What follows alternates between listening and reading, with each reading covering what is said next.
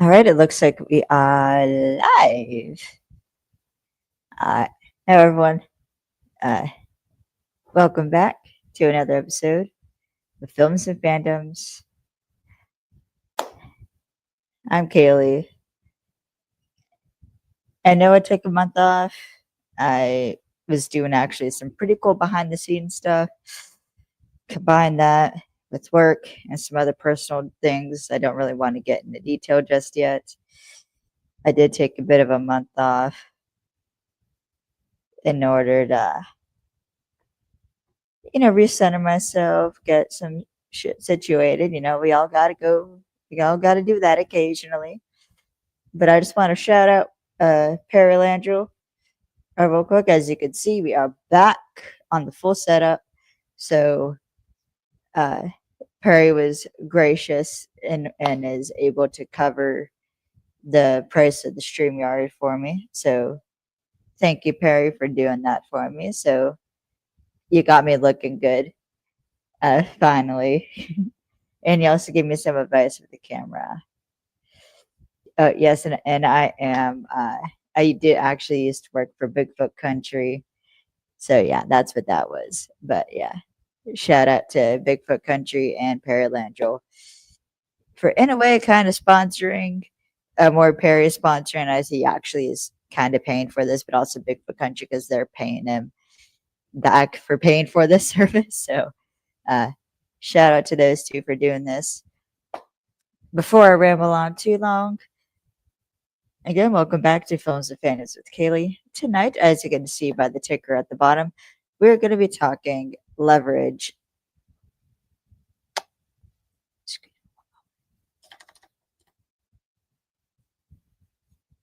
We are going to be talking Leverage, Season 2, Episode 4, The Fairy Godparents Job.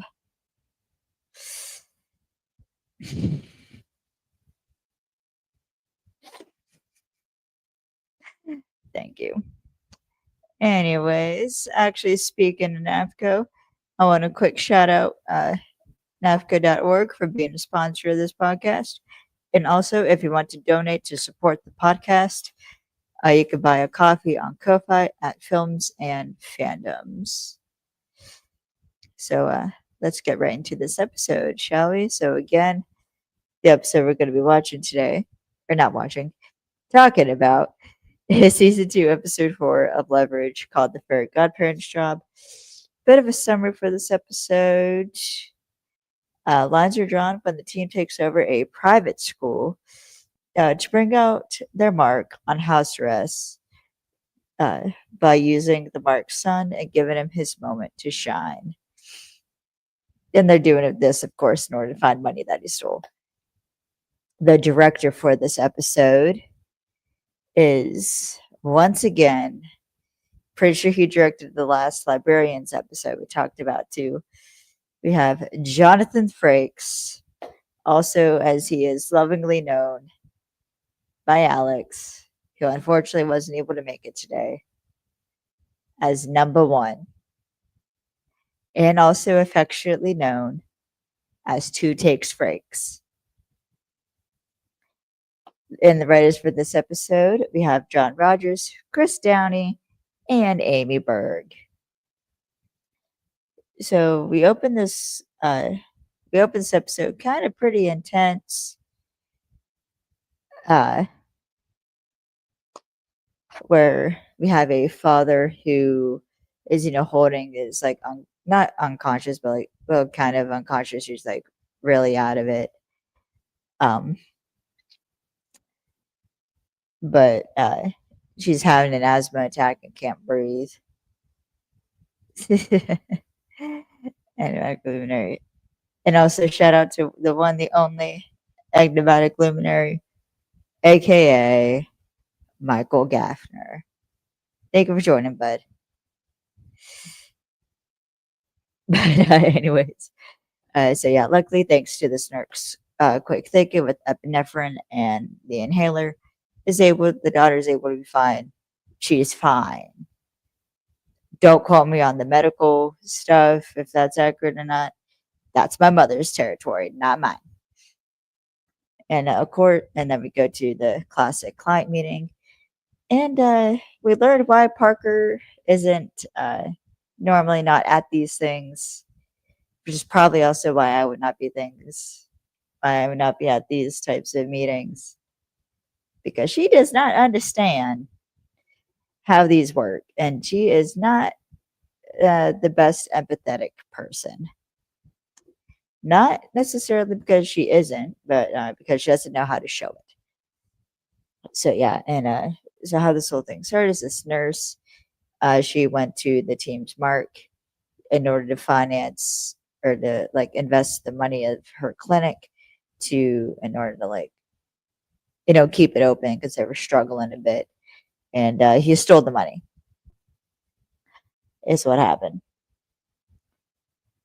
and so. But before we get to the classic briefing, Sophie's got some relationship issues as she just got dumped. And as someone who was dumped last year, I must say, I understand what Sophie's going through right now. It's been a year in therapy. And my cat's on my kitchen table. Anyways, that's totally sweet tea I'm drinking. Uh, so yeah, so this breakup with Sophie and her now ex-boyfriend is going to start what we call the identity crisis arc for Sophie, which will eventually lead to Sophie taking a step back from the team, as not only is she trying to figure out her identity, but the amazingly talented Gina Bellman, who plays Sophie Devereaux, was also pregnant during filming, which is kind of obvious if you look at like she's showing like a tin in front of her belly and like all the classic like hiding actresses pregnancies. It's all the classic tropes. I'm not mad about it. I don't know what else he can do. But so we get to the briefing. We learn more about a Mark. His name's Daniel Fowler, and as I kind of explained earlier, he got caught doing a Ponzi scheme, so now he's on house arrest in his multi-million-dollar penthouse in uh I guess they're in Boston, overlooking a river, which I would kill for that view. So, house arrest. Anyways, so basically, they discover that there's $20 million that is unaccounted for, and they're gonna go steal it. Of course, they got to deal with the FBI, and they have to be at the FBI. They're basically having to like room with the FBI during that time, so like they got to get him out, but also like get themselves in. And it turns out that Filer has a stepson from his wife's first marriage named Widmark. Freaking rich people, man. And yeah. And there's this there's this scene where we get introduced to Fowler or to Widmark, and he's saying like he's apologizing because like he thought he lost his cell phone and like he doesn't know where it's at. And we find out later what happened to the cell phone. Spoiler alert: Fowler fucking took it in order to order a hitman. But he yelled at his son and is saying, "I would ground you, except you have no friends to hang out with anyways." So yeah, this episode brought out my daddy issues, uh, my stepmommy issues. That's a long story I'm not getting into, and also my identity crisis that I went through last year, and not so much going through now, but last year was pretty bad. We'll say it was bad. It was really bad. Anyways, so they got to take over this private school now in order to figure out why, or they got to take over Widmark School in order to get uh, Widmark, or in order to get Fowler out of the penthouse so that they can go in and search. And it turns out Widmark's not really that great at anything because they have Sophie going undercover as like a English teacher, and Elliot is, of course, the gym teacher. And if you've been watching the news lately, you would know my realization at that. And also, if you read fan fiction, you'd also understand the implications of what I'm about to say. If any of you guys saw Taylor Swift's engagement post, where she said, "Your English teacher and gym teacher are getting married." You see where I'm going. You see where I'm going. You see where I'm going. At least I hope so. Anyways, uh, yeah, and Nate's the new headmaster, I should point out. So now they got control of the school. Hardison Parker are trying to get a room right beside, or get a apartment beside Fowler's so that they can like set up shop there. And of course, there's a hitman going after Fowler. So Parker's got to step in, dick him out, and then she points a gun at two FBI agents named Taggart and McSween. And if you remember, the last time we saw those guys was, I believe it was the wedding job, where well, the last two times we saw them was at the wedding job and the bank shot job, all the way back in season one, which was a while ago now. But yeah, so of course, the only two FBI agents who could identify Parker and Hardison as feds catch them. And of course, they get back to HQ and there's bitching about it, which causes Elliot to bitch about it because now he thinks he's got to go back undercover as FBI with Parker and Hardison because, of course, the logical thing is, well, they think you're FBI, use that to gain access to the penthouse. And yeah, Elliot unfortunately can't break his cover as Coach Brewer because they have no one to replace him. So he's got to stay as Coach Brewer, which he hates because he doesn't like being around entitled asshole children. Same as me. Anyways, that was kind of mean. I'm sorry, that was kind of mean. But you gotta admit, those kids, Skylar is like freaking bullying Widmark. And then, in a little kind of unexpected twist, they discover the thing that Widmark is good at is singing. So, of course, Sophie gets all excited and she has a quote. She says a quote, "The play is a thing wherein I'll catch the conscience of a king," which is actually a misquote because the original line in Hamlet is, "The play is a thing wherein I'll catch the conscience of the king." And I'll explain that difference a bit towards the end once everything comes together.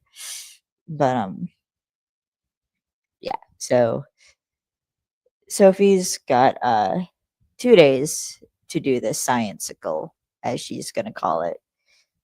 And of course, Nate and Sophie gotta deal with some pretty pissed off parents about Widmark being like the star of this play. And there's this actually kind of fun scene because Nate's like, like Elliot, he made his style work. And you just see Elliot in like the gymnasium and he's teaching, like, I don't fucking know what martial art, some martial art, I can't identify which one it is. And it's literally like all like the middle school girls. And I promise it's not as weird as it sounds because he's teaching them self-defense, which Honestly, we need to be teaching women more self defense. Okay. Listen, I don't make the rules. Moving on. And of course, Elliot gets tackled and falls to the floor. And apparently, I remember listening to the audio commentary, and I believe, to quote, I believe it was John Rogers. The reason why, uh, I guess, uh, I guess the whole Elliot, like kids being like drawn to Elliot, is just kids being drawn to Christian Kane because they see him as Batman. Which, to be fair, that is not entirely wrong. And I'm a grown ass woman, and I too, when I met Christian Kane at ElectriCon last year, I too looked at him like he was Batman. Okay, I ain't gonna lie. So yeah.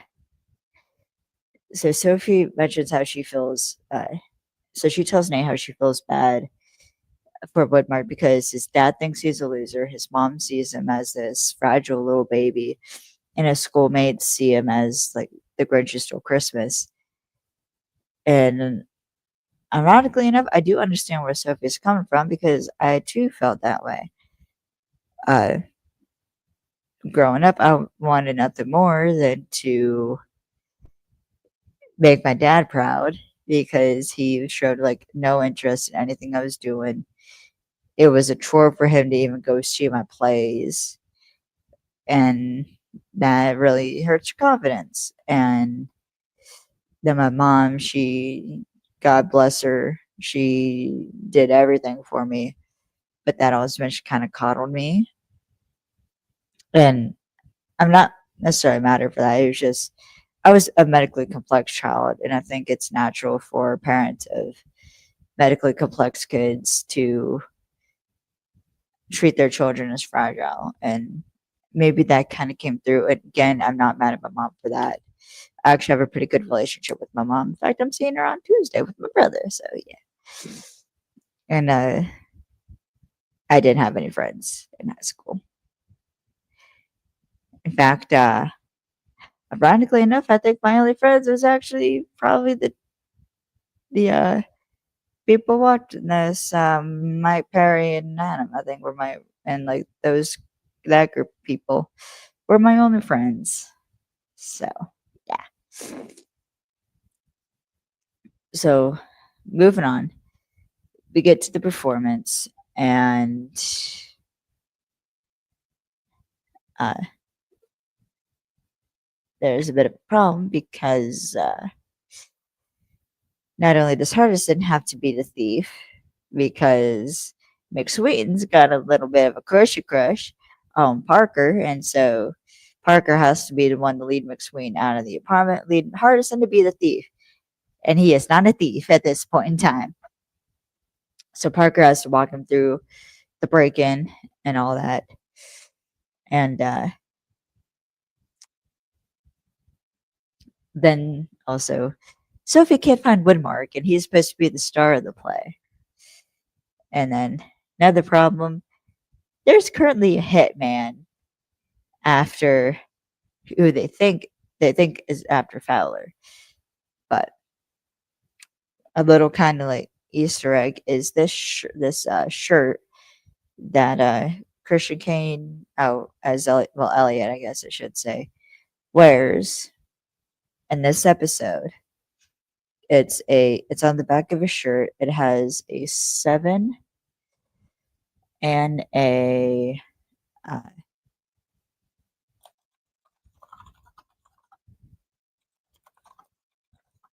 sorry, it has a 7 and Kane on it. If I can find the shirt,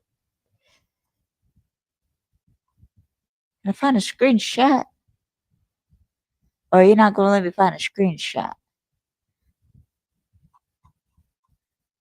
Okay, then I guess I just gotta freeze.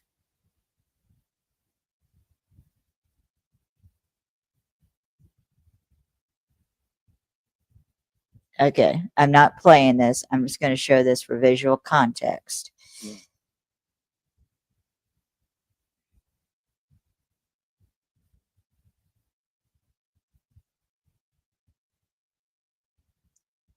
All right. This is just temporary. So you see the shirt. Okay. Okay. So you see on the shirt it has a 7 and then it has Wahaya. So I believe that actually translates to wolf, and I'm going to say Cherokee if I'm remembering correctly. This is from the Christian Kane music video for the House Rules, by the way, in the 7. And this is almost the exact same shirt that he wears in this episode, except it has Brewer on the top. Oh, shit. Okay, now let me see if I can find.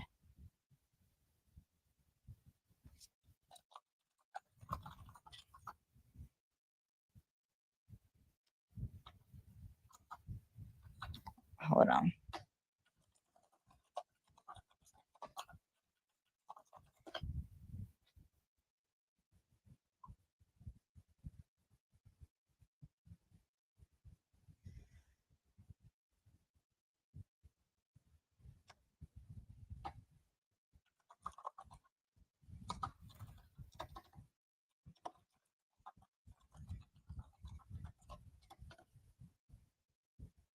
No, come on.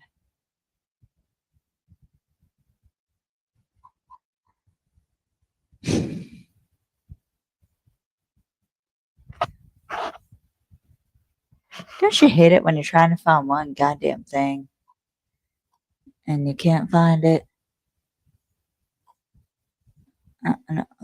Fool. Now, come on. I know damn well. Come on. Where's the damn. Where's the Coach Brewer shirt? I know. Ah, never mind. I'm not going to be able to find it. But either way, I swear, this shirt does exist.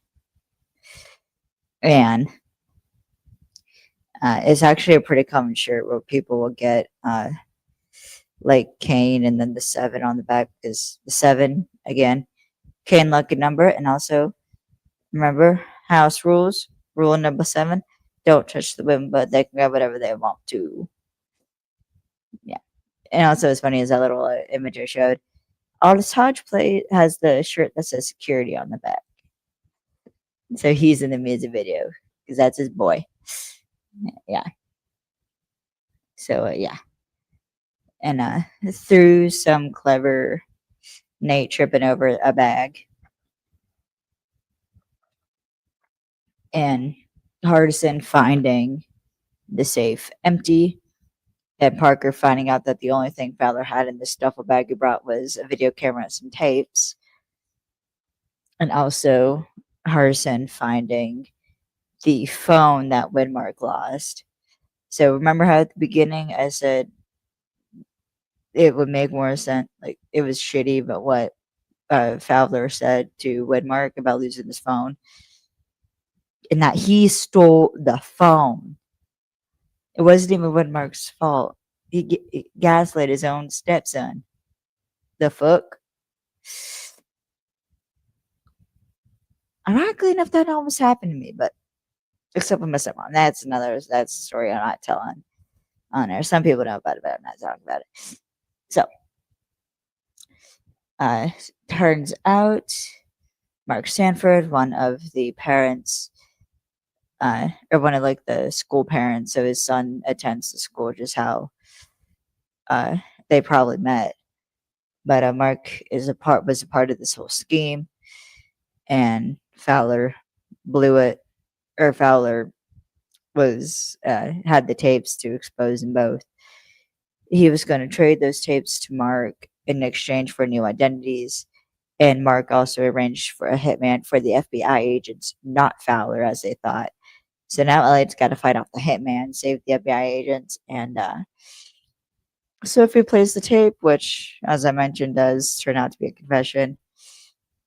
And yeah, so the episode ends with, of course, Fowler and Mark Sanford getting arrested. They find the $20 million thanks to Hardison, and they're able to keep the clinic open. And because Fowler went to jail, which it's just kind of sad if you think about it, that like Fowler's wife needed a job, and so she's helping out at the clinic. And I can't help, which I imagine like that's feels kind of sad, and because she probably was just like the stay at home, like a mom that did like Pilates on Tuesdays and drank wine every night, every day for lunch, and then drove her Lexus to the parent pickup and was like the cool mom because she was a stay at home mom with all of her fancy shit because her husband was the breadwinner. Turns out. So, ladies, let this be a lesson. If you want to be a stay at home parent, absolutely respect that. Absolutely respect it. That's your business, not mine. However, be very careful with the man that you choose to be a stay at home wife to, or a stay at home mom to. Because if he gets in trouble for some shit, or he does some shit, you're gonna get fucked over. Now, again, I absolutely respect the hell out of stay at home parents. This isn't anything against stay at home parents. I want to point that out. This is nothing against stay at home parents. I'm just saying, let this be a lesson. Be very careful of the men you choose, or women. I don't judge, but be very careful of who you choose to rely on. That's all I'm saying. That's all I'm saying. Just be careful who you pick. If you trust who your partner is, and it's financially feasible for you to do that, then by all means, do it. I'm just saying, be careful. Now, moving on. So Sophie, her last line is that because Nate points out, is like, it's kind of nice, like it's kind of ironic, like a grifter, like you had to tell the truth to save the con.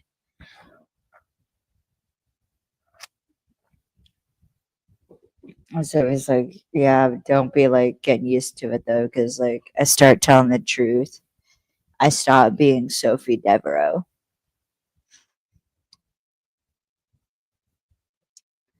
And so that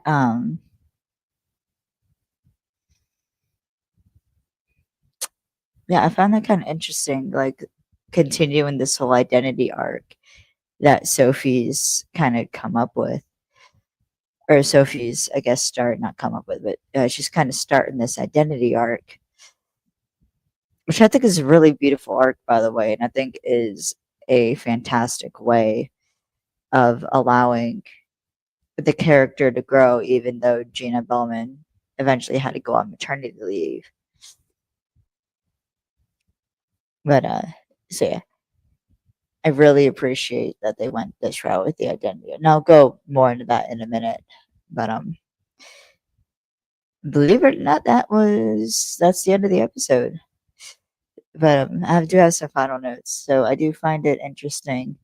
There's this kind of moral question that comes up in the middle of the con where they talk about like using Widmark to get to Fowler, and it's like bait, but it's also, but like Nate just is it, and it's like, no, like we're like helping him, and like, we're not like hurting it, like, we're not like using him as bait.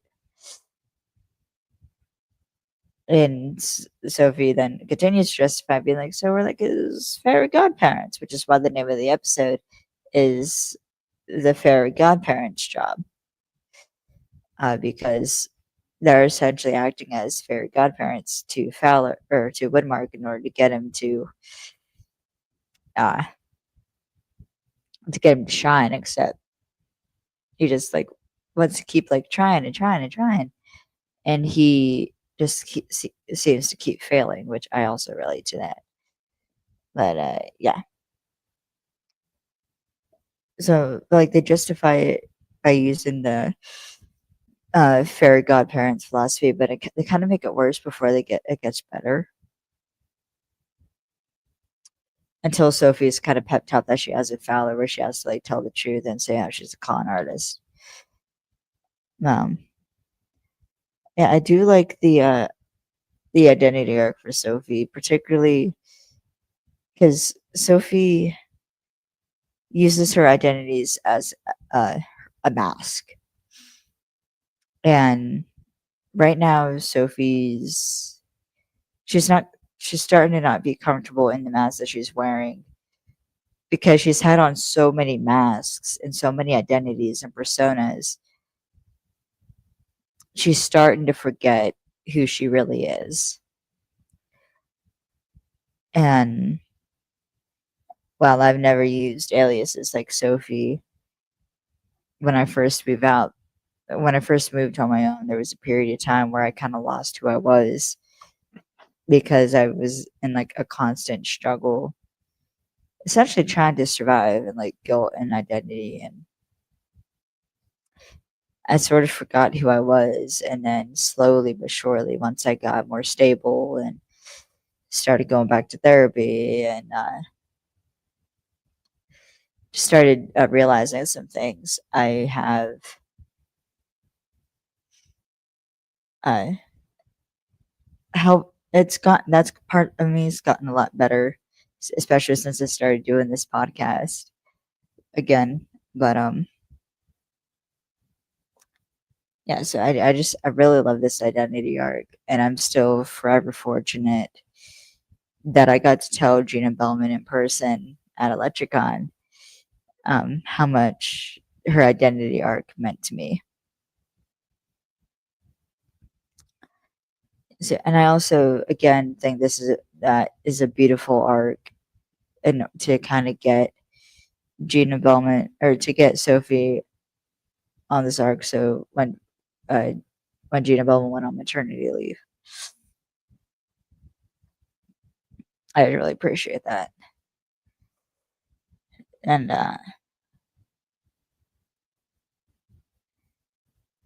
and I also related to Whitmark in this episode, like I did Sophie, as in like the keep trying, and like always failing, because that's what happened to me when I was trying to find a job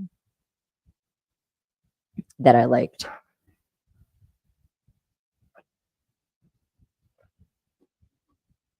So yeah, and yeah, I was also bullied in high school, which is also why I relate to Whitmark. And I also appreciate that. And I kind of related to Woodmark with like dealing with the stepfather because like I dealt with the situation with my stepmom where she tried starting some shit with me and my brother, and I wasn't having that, so I blocked her out on stuff. Uh, yeah, and that's also like she tried turning me and my brother against my mom, which is a big oh hell no for me because that woman did everything for me. So yeah, you don't mess with my mama. And as I mentioned earlier, this is the third appearance of Taggart and McSween. The last two were the Big Show Job and the Winning Job.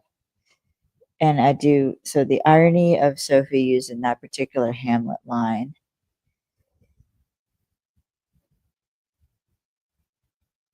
Uh,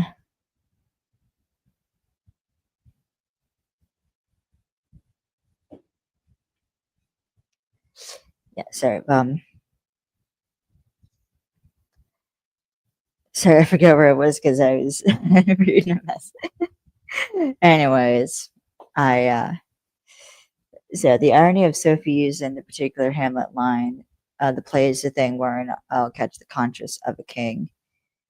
Uh, though again, it's supposed to be the king, is because in Hamlet, that scene is supposed to be the moment where Hamlet realizes he could put on a play that mimics his father's death in order to draw out who the killer was.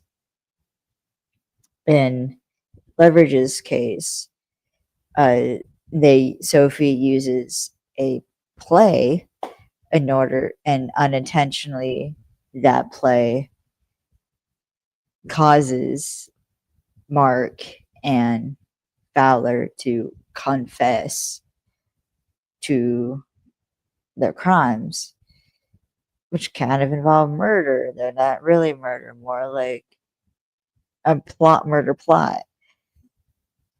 Because those tapes were like the confession that Mark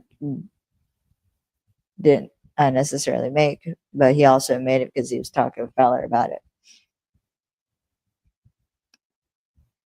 So yeah, I do like a bit of a poetic irony uh, with my heist, so I do kind of like that little tidbit.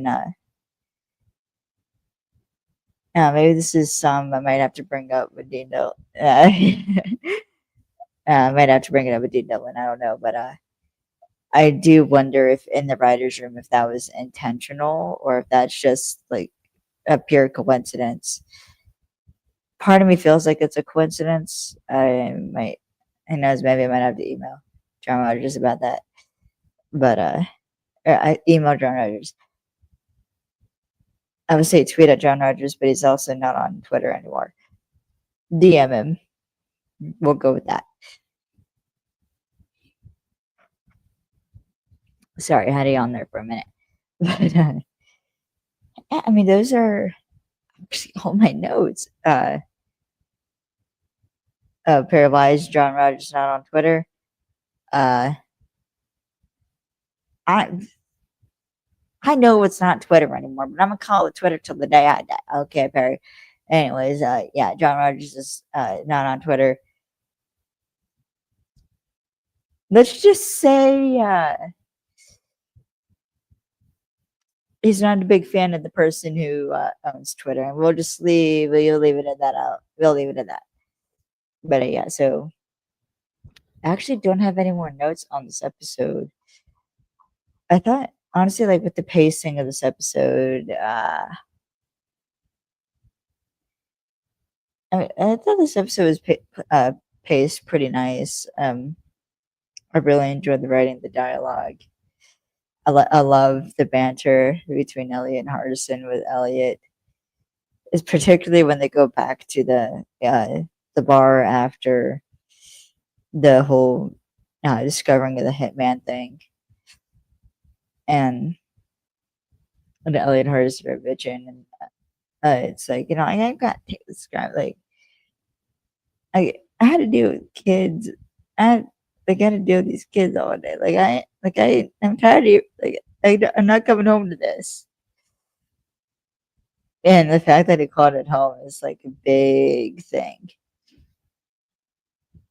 because that's where Elliot, we feel safe.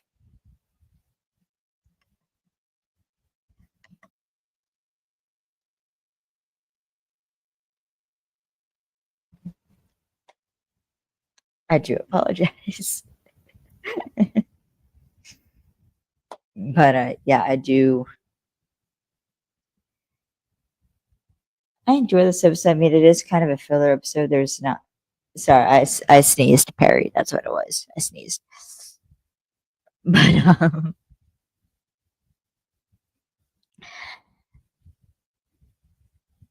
no, I was sneezing and making sure everything was fine. But anyways, so again, I really like this episode. It is a filler episode as there's no. I mean, this isn't a big like overarching plot, and I will say seasons 1 and 2 uh didn't really have a big overarching plot like the entire season. Now, no, there is an overarching plot with the last 2 episodes of seasons 1, 2, 3, and 4. Now with season 5, but that will be discussed more later.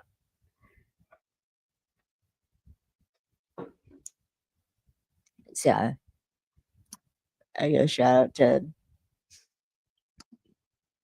John Rogers, Chris Downey, and Amy Berg for exposing my daddy issues and step mommy issues and my identity crisis this episode. But nah, I really liked it. So I think honestly I might just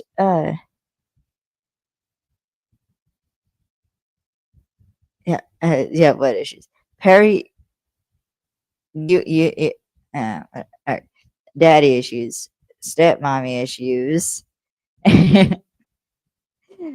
stepmom issues, I should say, stepmom issues, and identity issues that I had back in high school.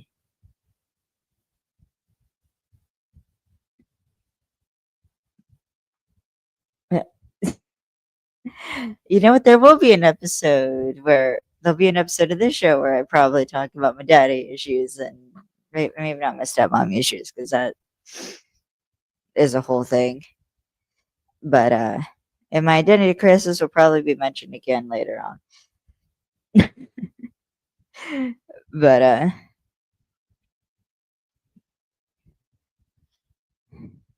yeah, this is more in the context of just like a side character. I'd rather get more into that when we deal with that with Elliot and another.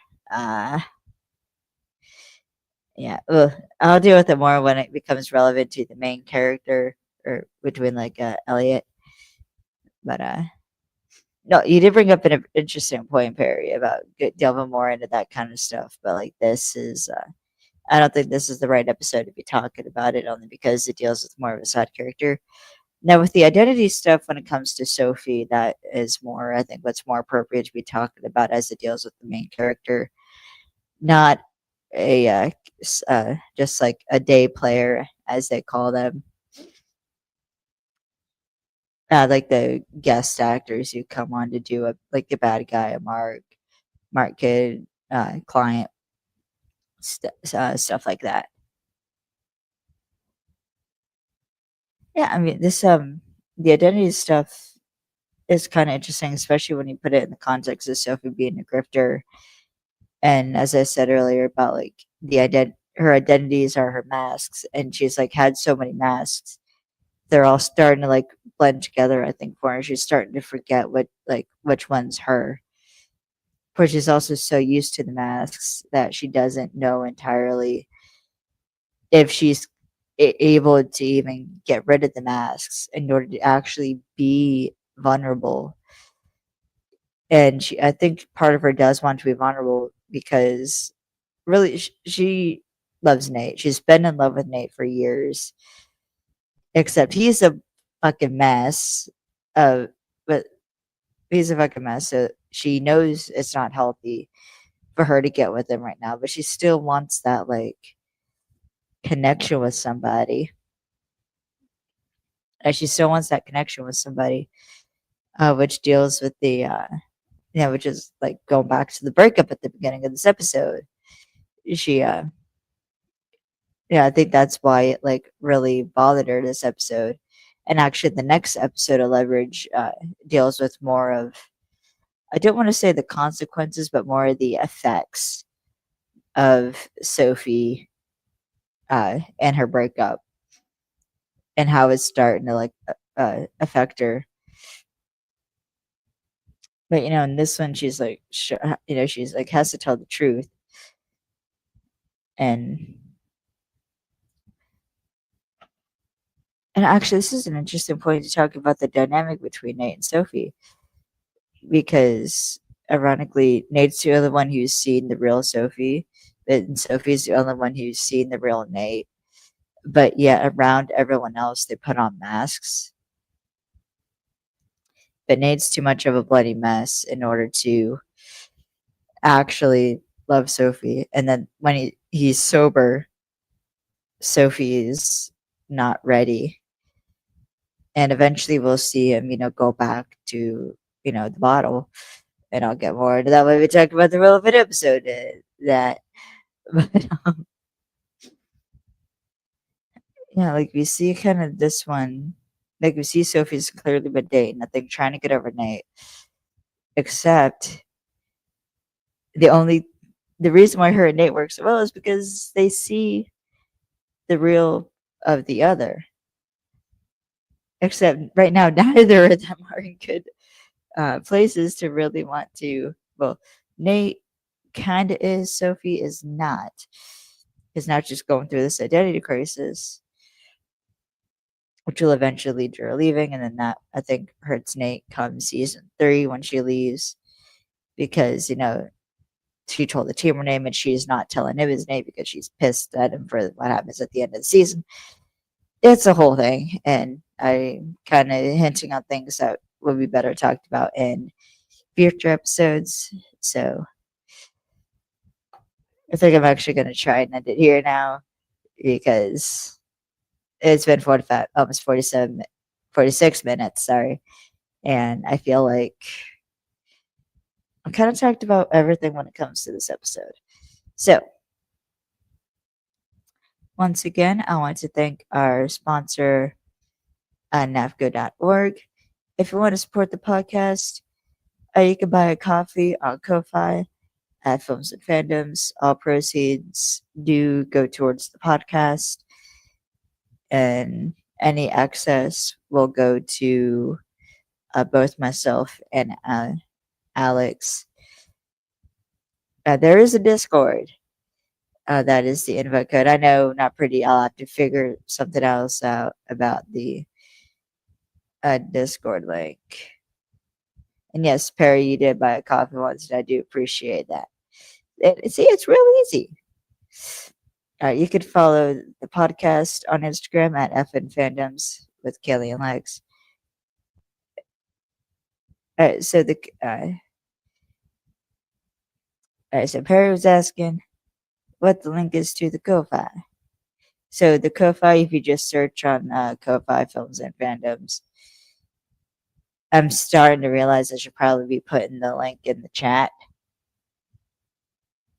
Actually, hold on.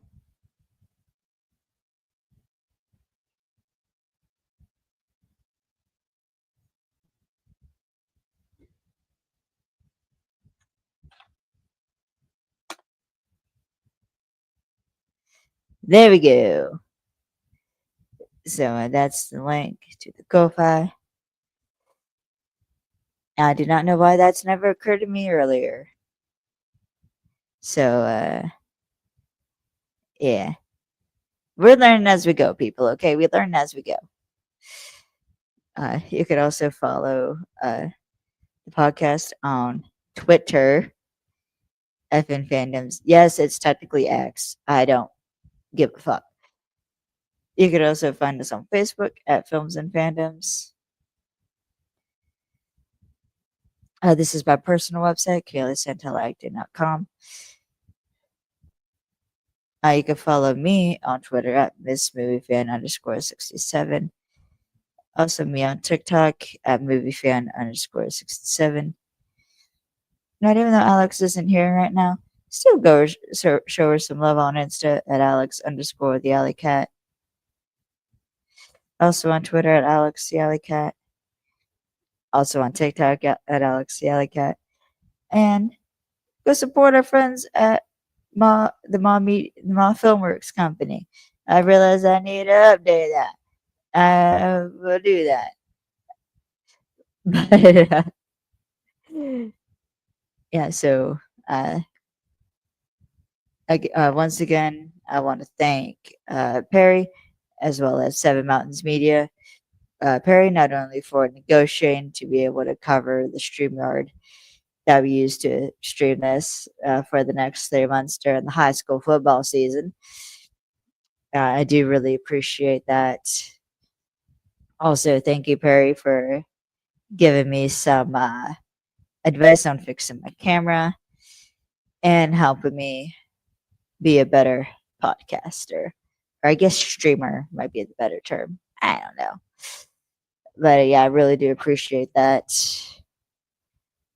And honestly, will forever be thankful for all the advice you've given me about streaming and broadcasting.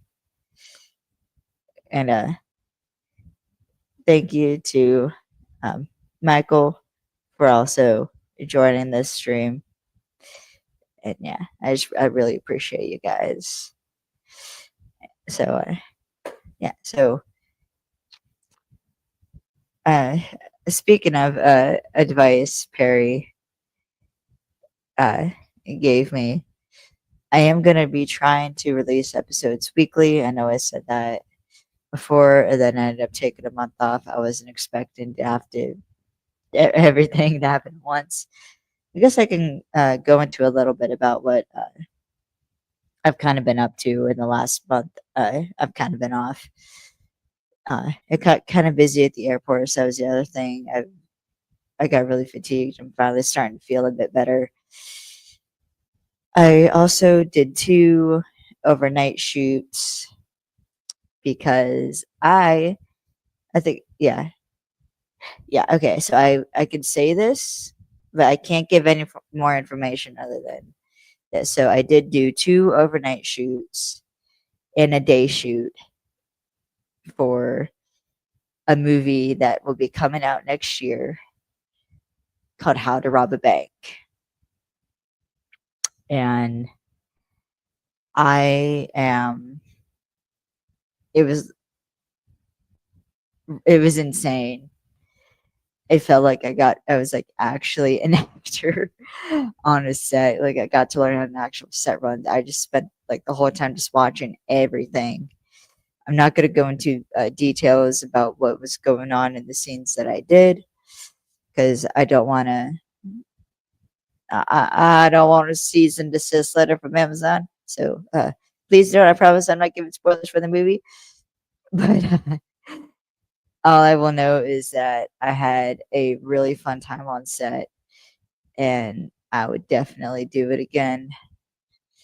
Though unfortunately, I'm gonna have to put a bit of the acting on pause as next year. Uh, I'm gonna have to take. I'm probably gonna have to take a couple weeks off come next year in order to deal with a medical issue, which is also something I was dealing with over uh, the 4 weeks I've kind of been gone since the last uh, podcast episode. Um, yeah, fuck it, I'll share it. So, uh, due to uh, a medical issue I discovered when I was 14, a cardiac issue specifically, I'm gonna need open heart surgery. Probably at least will need open heart surgery sometime next year. I am speaking with my cardiologist about it, and I'm currently on beta blockers to help with that. So, yeah, it is managed. I'm honestly feeling a lot better. Well, very starting the GoFundMe. That's kind of what the Ko-fi is for. It's like a more like a tip jar than an actual GoFundMe. But yeah, that's what the Ko-fi is for. It's mainly like meant to go to the podcast, but it's also because I would love to be able to do content creation, and would really love it if people would donate to the Ko-fi. Uh, oh, where did I put it? As that's the link to the Ko-fi if anyone you like donate. Now, fortunately, I will not be financially like I will be okay financially. I promise you, everyone. I promise everyone, I will be okay financially when I'm off. Uh, I promise I will be okay financially when I do have to deal with this. There's other things I have to wait on before ultimate date is given. I will make sure to keep everyone know, but I'm actually starting to feel a bit better than I did before because I am on the beta blockers, and that has kind of helped my energy a bit. Also, a little sweet tea, and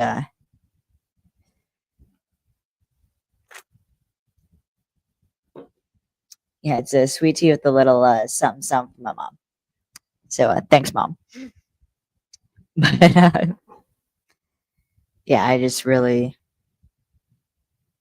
uh yeah, it's not been an easy few weeks, but I am doing okay now, and I promise everything's gonna be okay. Um, just keep having fun with this podcast and just keep on trucking along. So yeah, again, if you do you want to donate to the Ko-Fi, buy a coffee, help support the podcast, that would be amazing. And so another piece of advice I got from Perry was about consistency and consistency and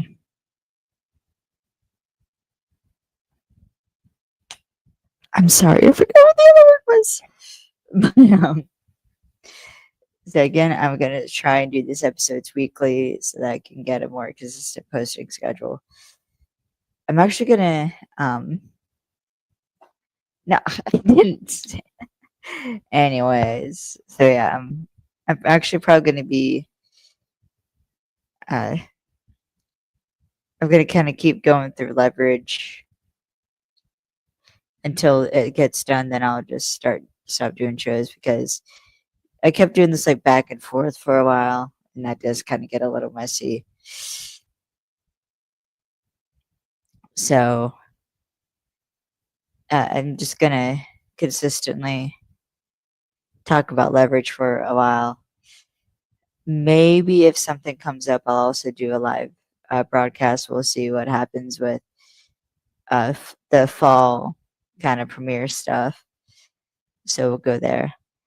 And who knows? Taylor Swift has an album coming out October 4th, Life of a Showgirl. So fuck it. Maybe I'll do a live reaction to the album. Who the fuck knows? But, yeah, so hopefully I'll come up with some more exciting things. I need to do some updates. And also for at least the next 3 months. Hey, Perry, it's not boyfriend anymore. Remember, Perry? It's not boyfriend anymore. That is fiance. Thank you very much. Anyways, who knows? Who knows what's gonna happen.